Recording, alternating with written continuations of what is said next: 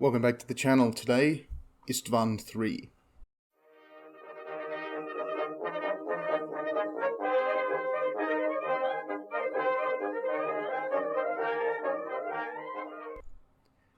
So, Horus Heresy is getting re-released, and I'm working on some Iron Warriors. You can see some Iron Warriors vehicles behind me, and I wanted to do some they're not history videos because it's obviously a fictional universe, but let's break down of the four big major events at the beginning of the Horus Heresy, which is what 30k is all about.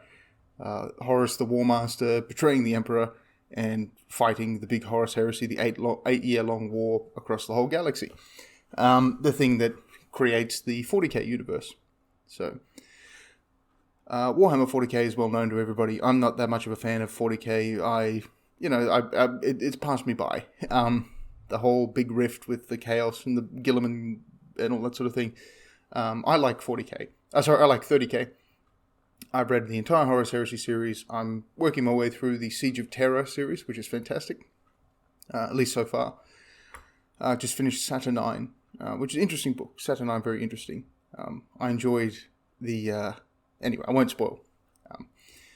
So the Horus Heresy is basically the... Not prequel, it's the backstory history section of 40k that was written by huge fans of that part of 40k who happened to work at Games Workshop. And it started as a small project. Games Workshop wanted to sell a bunch of novels. Eventually the novels became extremely popular. So they expanded from, I think it was 10 or 12 into 52 with a bunch of anthologies, small short story segments, and now they're doing Siege of Terra. They had originally 9 giant black books full of rules to play 30k. Unfortunately, the main designer of the 30k rules died, and that's why they sort of got paused. He had a real passion for the game that really kept it going, and unfortunately, when he died, the rules kind of went stagnant. But now Workshop has just released the big starter set, I think it's called the Age of Darkness starter set or something like that. Very unoriginal, but a bunch of Marines with some Cataphractii Terminators and a Spartan, which is pretty cool. So, enough of all that nonsense. What is the Horus Heresy? How does it start? So let's have a look at what's called Istvaan 3. Specifically Istvaan 3, as we'll see in the next video, Istvaan 5 happens after Istvaan 3. So the planet of Istvaan 3 is an imperial world, which means it belongs to the Imperium. The Imperium is at the height of the Great Crusade. They've almost conquered the entire galaxy for humanity. The Emperor is running a Great Crusade to conquer the entire galaxy under his banner, in a big atheist state, fiercely opposed to religion, publicly because he says there are no gods, secretly because worship feeds the Chaos gods. And if he can destroy worship, he can destroy the Chaos gods. The Emperor is basically trying to win the end goal of his whole existence. And he's almost there. And the Astartes legions, which are Space Marines, we'll run through them as they appear, so don't worry about that now. 18 legions of like 150,000, depending on the legion, of genetically engineered super soldiers who are, basically the greatest things in the entire galaxy.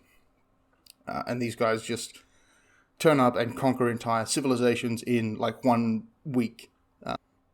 So Mortarion basically wiped out an entire species, an entire race of creatures, and it was a little speed bump on his Great Crusade that he sort of just glossed over and kept going. So these guys are very serious, and they are at the peak of humanity is at its ultimate all-time peak.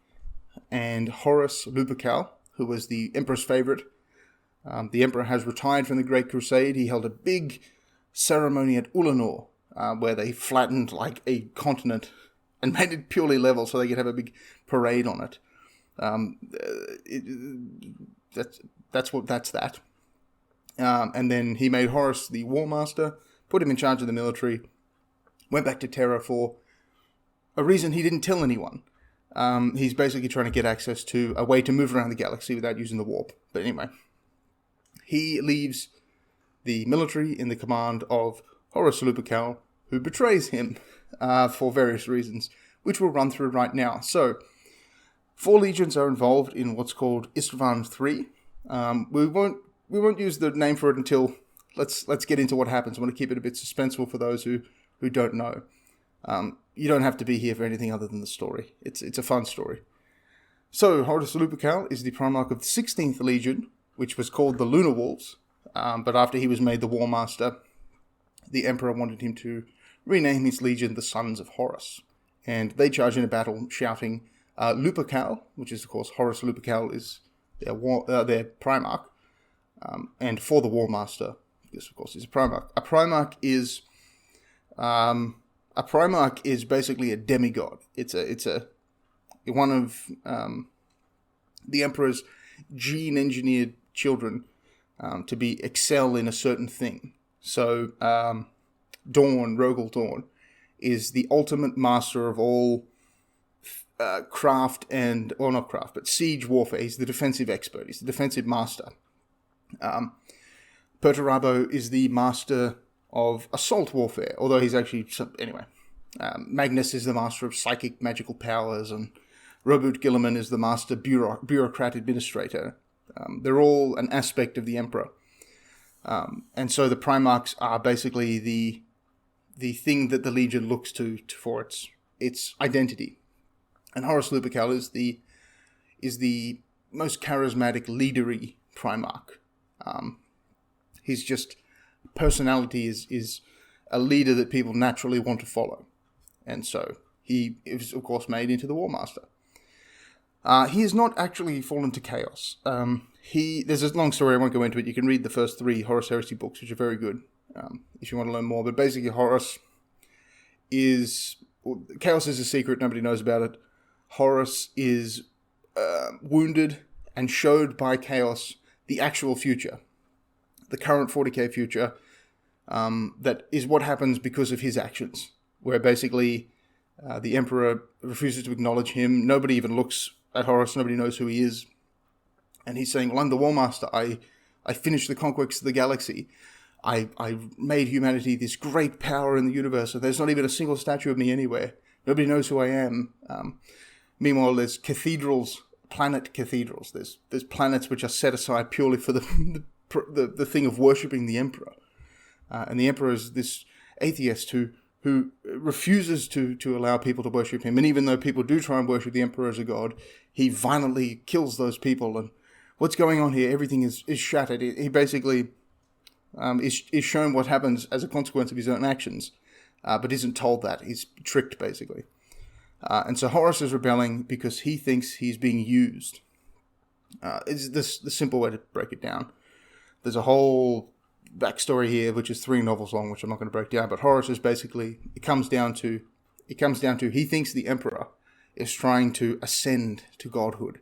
He thinks the Emperor is trying to become bigger and better than everything and leave behind his sons who actually got him there in the first place. And so Horus is going to kill the Emperor and take over for him. Hence, the famous war cry of the traitors is death to the false Emperor. The Emperor being the false Emperor, Horus being the new Emperor. The Legion is, the Sons of Horus, is sort of split. There's 4 main big figures called the Mournival, which is Ezekiel Abaddon, Little Horus Aximand, Tariq Torgarden, and Garviel Loken, who are the 4 big 4. And Garviel Loken is sort of the main character of the first few books. Abaddon and Little Horus are pro-secession, and they sort of wound up in this conspiracy to encourage this rebellion. The Sons of Horus have lodges. We'll get into what they are later, but a lodge is basically a secret society within the Legion, which a lot of legions have. And the lodges have been filtering people and deciding who is and isn't on board, and trying to find out where people's loyalties lie and sway their loyalties secretly behind the scenes. And Tariq Torgarden actually leaves the lodge after some stuff comes out and he's not okay with it, and he sort of distances himself from the lodge. And there's a big divide in the Legion. And a lot of people are taking sides. And it's really becoming a bit untenable. And Loken is starting to do investigations, and he finds a temple where they're worshipping these weird things, and there's all these strange, weird banners around everywhere. And he's just about to investigate, but he's going to do that after Istvaan III. He says, we're at war, let's just go down to Istvaan III, deal with these traitor heretic people who've turned away from the Emperor and done something so bad that 4 full legions have come to destroy them. And once the current crisis is dealt with, then we can worry about the internal political affairs of the legion. Of course, that depends on how the current crisis is resolved. So let's look at the funniest of the 3 remaining Primarchs, Angron, Primarch of the 12th Legion, who were the Warhounds, but are now the World Eaters. And their war cry was, blood for the Primarch, skulls for the 12th Legion, which if you know anything about Khorne is blood for the Blood God, skulls for the Skull Throne. So unrelated, but a nice coincidence that's obviously put back in there retroactively. Anyway, Angron was a slave. All the Primarchs were scattered around the galaxy on different planets by the Chaos Gods. And they basically landed in a capsule, busted open as a child with the strength of sort of like an adult. But, just they're giant, so when they were little, they were still powerful. And almost all of them, except for a couple, were found and raised by families. Angron was found by a slaver culture who hammered into his brain something called the Butcher's Nails, which makes all emotion except rage and anger non-existent. And the only time you ever feel anything other than a constant tapping, incredible pain is when you're in a complete rage, killing people or doing violence. So Angron is basically a broken toy. Angron is taken and put into slave pits, where he is forced to basically fight for the entertainment of the High Riders, I think they're called, who are basically the masters of the slave pits. He's the only Primarch who doesn't manage to take over his planet. He is the failure Primarch, who basically is he has got a crazy device in his head that makes him unable to do anything except feel rage. He leads a failed rebellion on New Syria, which is the planet he lives on. His army is basically trapped in the mountains, and they're going to be wiped out. The Emperor comes down, teleports Angron away, and then they massacre his army. The New Syrians massacre his army, and then join up to the Imperium. Angron then butchers most of the captains of the World Eaters, of the Warhounds who become the World Eaters, except for Khan, who manages to convince him to stop killing his own legion. And Angron forces his sons to receive similes of the Butcher's Nails, which basically do the same thing, where they basically turn off all emotions except rage and anger, and the only time you feel good is when you're in battle, which is not a good thing.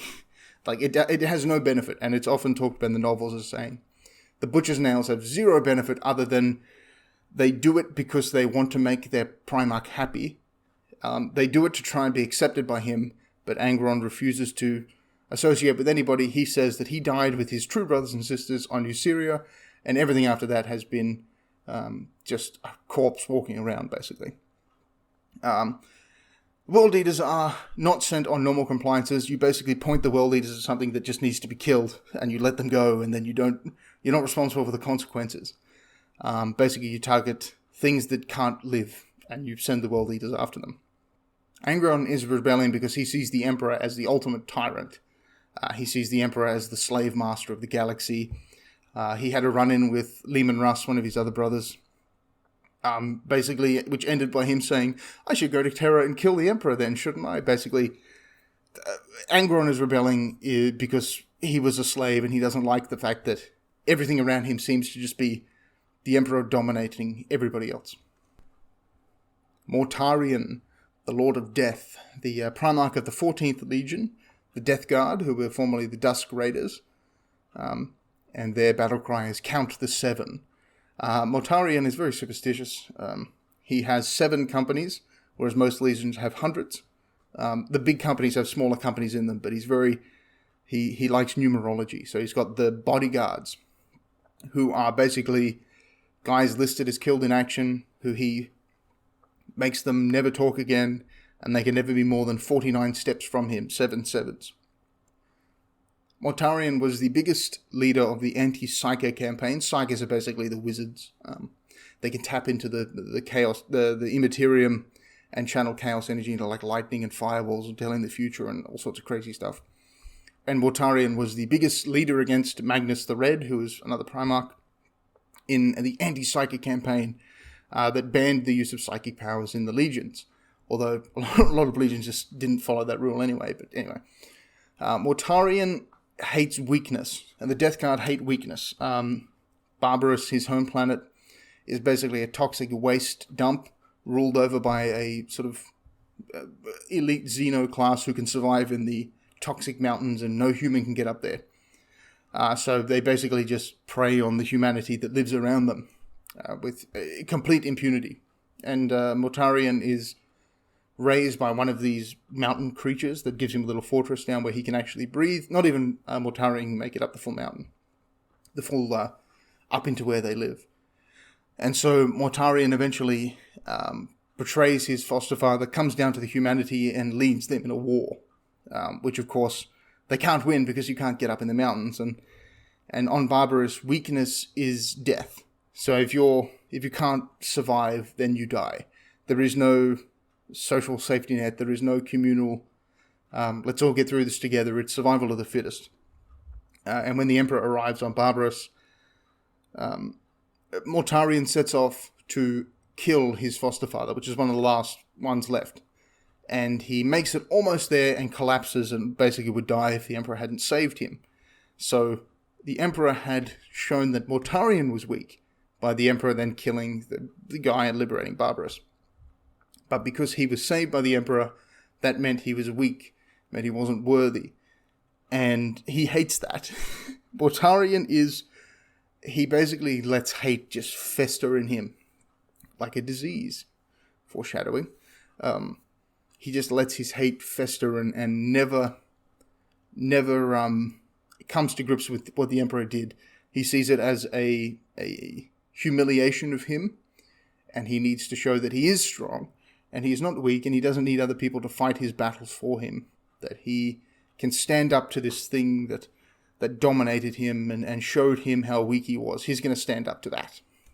The Legion is very divided between Terrans, which is Earth. Terra means Earth in Latin, so they call Earth Terra. Terrans, like Loken, like Nathaniel Garrow, who is the battle captain of the 7th Company, for a Terran, and people like Grulgor, who was another captain, who is a Barbaran. Basically, if your Barbarans are pro-Horus secession, Terrans are anti-Horus secession. Although the Terrans don't, the loyalists don't know that the traitors are going to rebel. They think it's just internal politics, like, well, I'm on this side of the political aisle and you're on that side, but we cooperate, you know, if somebody's a Republican and Democrat or Labour and Liberal or Tory and whatever, I don't know, any political parties, you don't think of these people as mortal enemies who are going to fight a civil war against you, this instant, and you start killing one another. It's just sort of a political difference between two groups that, in this instance, does boil over. Anyway, Mortarion also hated, and a lot of the Primarchs also hated this, the fact that the Adeptus Administratum was being founded. The bureaucracy was grinding forward. These worlds they conquered were now asked to pay taxes. Remembrances, who were historians, playwrights, photographers, civilian media people, had been sent to the legions to document the end of the Great Crusade. And people like Angron threw them out of his legion when his main fleet commander didn't like them. He got rid of them. Horus has tolerated them. Mortarion just keeps moving around so they can never actually get to his legion. Fulgrim loves them. And mentioning Fulgrim, let's talk about Fulgrim now. Fulgrim is the Primarch of the 3rd Legion, called the Emperor's Children, and their war cry is, Children of the Emperor, death to his foes. Emperor's Children are the perfectionists. Emperor's Children are the best of the best. They see themselves as better than everyone. They were founded as sort of the Terran nobility. That's why people gave their children to the Emperor as a show of fealty, and they became the Emperor's Children. That's part one of the law. I think there might be more. The Emperor's Children are perfectionists. They love perfection. and they strive to be the best at everything. Lucius, who is the best duelist in the Legion, has no scars on his face, and is a master duelist, and he fights Garviel Loken in a practice match. And Loken does a dirty trick and punches him in the face, which causes a little scar to appear on his face, which ruins his perfect face. Not his perfect dueling career, his perfect face. And next time Garviel sees Lucius, he has a grid of scars all over his face, so that he is now basically just a mass of scars. Because Loken damaged his face, and so he punished himself and made a pretty pattern all over himself. They are incredibly competitive. All the officers essentially hate one another because they all want to be the best, and that's sort of what happens.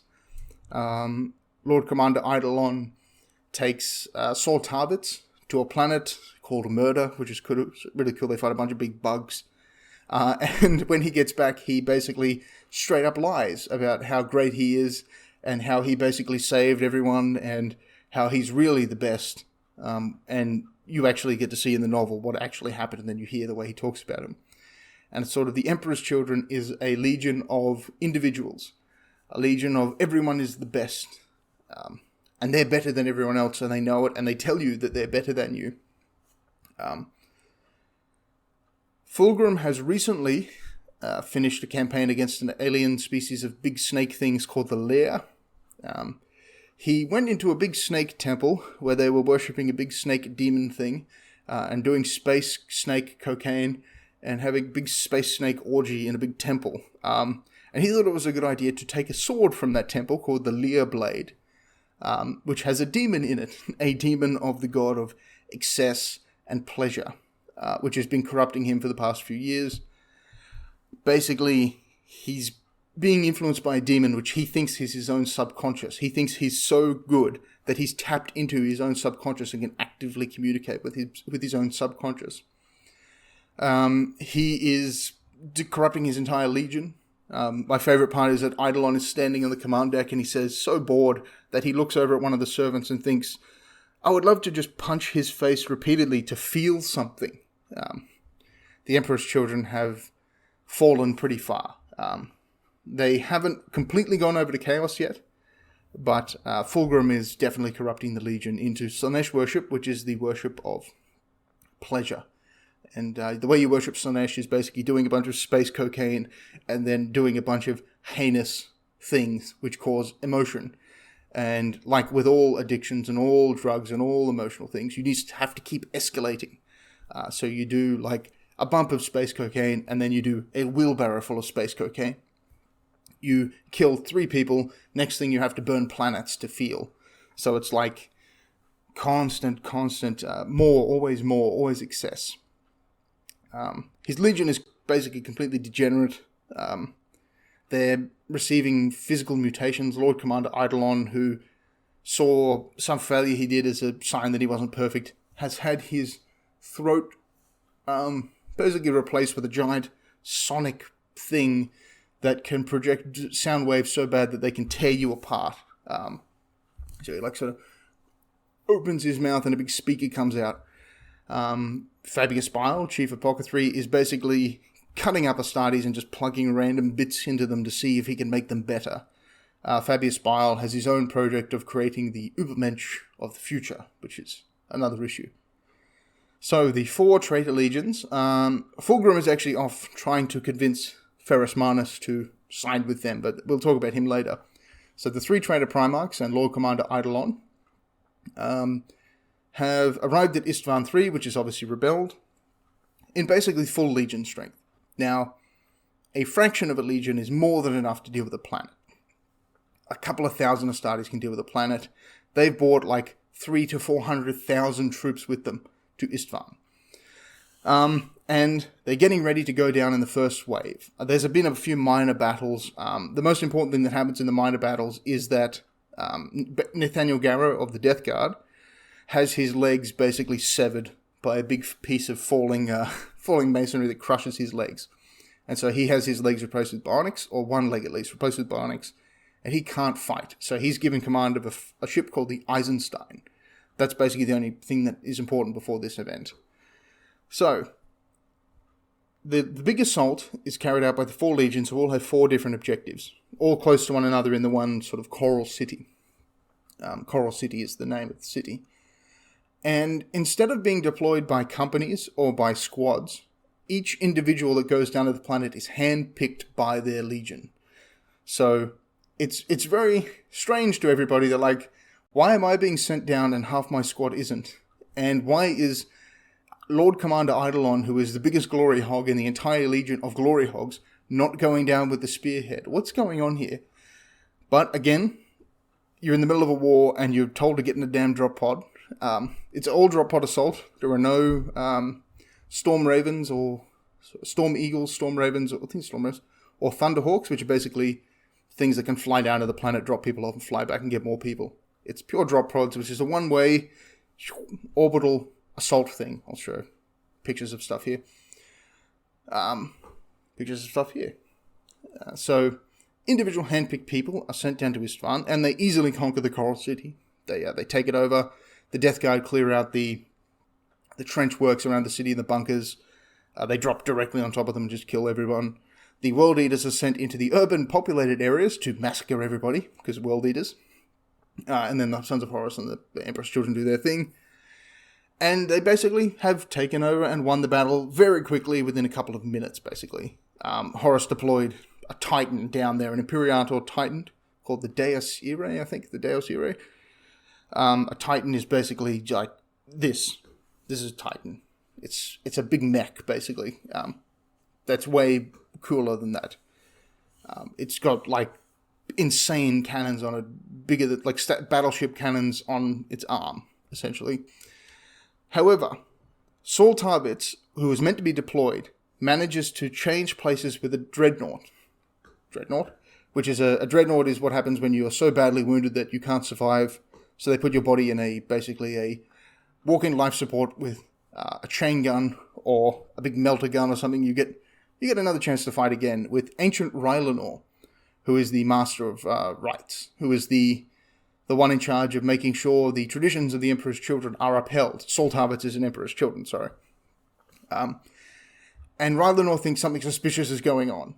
And so he goes down to the planet, and Saul Tarbitz remains on the ship. And so Saul Tarbitz stays behind.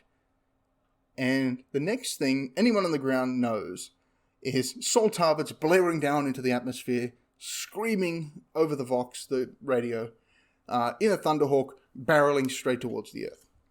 So let's go and see what happened with Saul Tarbitz. Because he was still on the ship, everybody just assumed he was in on it. And he says, "What are you doing there?" And they say, "Oh, this is a virus bomb. This is it kills all life on a planet. Destroys everything down to single-celled organisms, kills them too, converts them into basically a methane gas, which we then launch an explosive into the atmosphere and set the atmosphere on fire, basically. That's what this is." And he says, "What are you doing with it?" And they load it into the guns of the ship, and they say, "Oh, we're going to fire it at the planet with all the Astartes on it to kill them all so we can rebel against the Emperor. And they're all the loyalists that we figured. We found a bunch of people we thought were loyalists, so we're going to do a mass killing of them." And he says, "Oh, thank you very much. I'm just going to go over here." It's the classic Rick and Morty thing of, "I got to take a, blank," and then walks off. He steals a Thunderhawk, and because he tries to communicate with the surface, but all space to surface communication has been jammed. Obviously, this is a pretty sensitive operation. So he steals a Thunderhawk, which is basically a giant troop transport ship, and just flies to the planet. Unfortunately, when a troop transport ship just flies randomly out of a massive, very secure fleet doing a very sensitive operation, everybody seems to take notice, and so they launch fighters to intercept and destroy him. Fortunately, he sails past the Eisenstein, and he and Nathaniel Garrow are very close honor brothers. It's not explained why, but these two know each other and they trust one another completely. And so Saul Tarbitz, as he's flying past, he says, "Look, you have to trust me. They're going to virus bomb that planet, and you need to shoot the people. You need to kill the Astartes who are chasing me. You need to actively kill Astartes, which is unthinkable to kill other Astartes at this point. You need to shoot down the people who are chasing me in the fighters, and let me get down to that planet. You need to betray the War Master and let me get to that planet. And Garrow does. He shoots the fighters, causes a massive explosion. He says, sorry, I was aiming for the Thunderhawk. I guess we hit all of them, and everyone's dead. And they believe him. Garrow then checks his own ship out and finds Grulgor, Captain Grulgor, loading virus bombs into his own bombardment cannons of this very small ship, and attacks him in the bombardment deck, where they accidentally crack open one of these things. Luckily, they get outside, slam the airlock shut, and then vent the whole bombardment deck into space as the Life Eater virus just consumes Grulgor and the traitor Death Guard, who are going to kill Garrow. We won't go into too much, but Garrow basically ruins the whole operation by escaping and telling everyone what Horus just did. Horus was supposed to do this, lie about what happened and say, oh, the locals deployed this stuff we didn't know they had and they killed everybody, and oh, it's so sad. And by the time everyone found out what he had done, he would have been more prepared and launched the heresy proper. But now he had been exposed and he had to move quickly, far faster than he was going to. So, Nathaniel Garrow warns everybody about what Horus is about to do, or just done, and Saul Tarvitz comes down to the planet screaming, everybody get into cover immediately, get into cover now, screaming and screaming and screaming. There's about 100,000 Astartes on the planet from the 4 legions, and he's screaming to anyone who can hear him, but specifically to Captain Lucius, who had been sent down to the planet, which is going to surprise a lot of people, but Lucius the Eternal, as he's known in 40k, has been sent down to Istvaan to be killed, which is interesting. So he's screaming, get into cover, get into bunkers, sealed chemical bunkers, which conveniently are scattered around everywhere, because the city had been preparing for a war, or get underground or something, like get somewhere that not even air can get into you. And 40,000 Astartes don't get there in time. So 60,000 Astartes get into some sort of protection, and 40,000 of them are eaten alive at the cellular level by a virus, converted into gas, along with every single living thing on the planet, evaporates into the sky, and is then set on fire. This is what's called Exterminatus-grade weaponry, and is one of the coolest things in all of 40k. I'm going to show some pictures of what Istvaan looked like in the lore. Basically, the entire planet's on fire for the next 3 months, because Angron, who is an idiot, and basically, got the nails in his head, can't think properly, Angron immediately launches an assault on the planet. What Horus wanted to do was, you virus bomb everybody, they're in the open, so almost everyone's going to be killed. And then you just bombard the crap out of everyone, and you blow them up from orbit, and then you move on. What Angron did was he just went down and jumped out of the Thunderhawk before it even landed. He jumps out and just starts killing people. And he goes crazy. And Saul Tarvitz is standing there with a captain of the World Eaters as Angron is barreling towards them. And the World Eaters basically like, we need to run or we die right now. Because that's Angron, and he'll kill everything. And Saul Tarvitz says, Emperor's children do not run. And the captain says, yeah, from this you do. Or you do from this. And basically gets him out of there. For the next 3 months, the loyalists and the traitors slaughter one another. 20,000 loyalists killed approximately. Which means that they don't even get wiped out. They just spend 3 months in this grinding war. This was supposed to be like a day-long operation. That was supposed to be secret, which is now public and 3 months long. Until eventually, Lucius betrays the Emperor's children. He makes a deal with the traitors that he will also join them in exchange for letting him live, for being marked for death. And he basically goes on a rampage and kills a bunch of people to prove his loyalty. Ezekiel Abaddon and Garvia Loken have a duel in which Loken is killed. And then Tariq Torgarden and Little Horus Aximan have a duel in which Tariq is actually killed. Torgarden is actually killed. And then Horus withdraws all the forces from the planet and basically just nukes it from orbit again, with every gun in the fleet firing on the planet, killing everyone on Istvaan except for like 3 people. And I mean literally like everybody except for 3 people.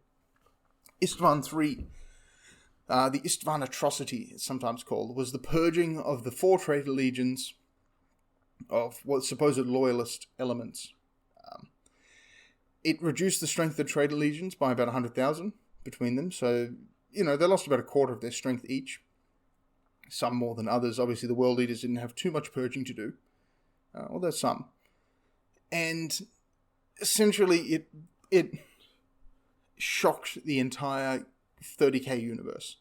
Not only that a son of the Emperor could betray the Emperor, but that Astartes were perfectly willing to kill other Astartes, which was seen as unthinkable. And that they were willing to do so just because they were told to by their Primarchs. It shocked everybody. After this, the traitors fled to a planet called Istvaan V.